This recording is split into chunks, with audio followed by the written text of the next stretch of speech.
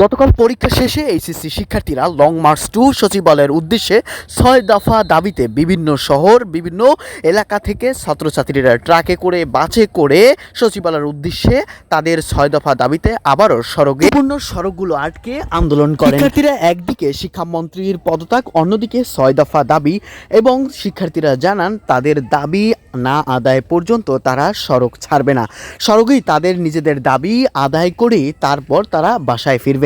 শিক্ষার্থীরা মুখে স্লোগান তুলেন, আমরা পানিতে মিলন কেন এসিতে। এছাড়াও এক দফা এক দাবি, মিলন তুই গদি ছাড়। এছাড়াও শিক্ষার্থীদের বিভিন্ন ছাত্রদল নেতা এবং নেত্রীরা বারবার বোঝানোর চেষ্টা করলেও তা উপেক্ষা করে তারা তাদের নিজেদের দাবি আদায়ের জন্য সড়ক অবরুদ্ধ করে রেখেছে।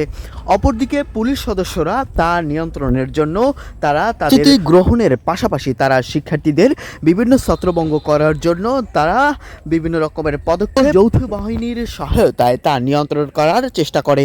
অপরদিকে শিক্ষার্থীরা তারা রাস্তা ছাড়তে নারাজ। তারা জানায় তাদের নিজেদের দাবি আদায়ের জন্য তারা আবারও জুলাইয়ের মতো রাজপথে নামতে তারা প্রস্তুত।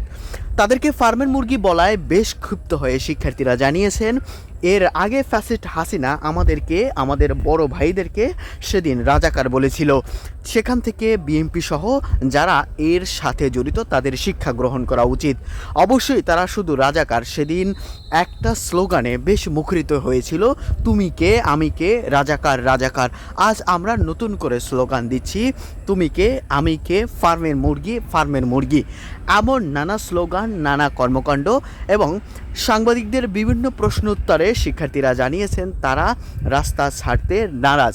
তারা তাদের নিজেদের দাবি আদায় করতে কখনোই রাস্তা ছাড়বে না। নতুন করে 4 দফা থেকে এবার 6 দফা দাবিতে আবারও রাস্তায় শিক্ষার্থীরা জানান পরীক্ষার পাশাপাশি তারা নিজেদের দাবি আদায় করতে রাস্তায় নেমেছে। তারা কারোর কাছে তাদের বিবেক রাখেনি।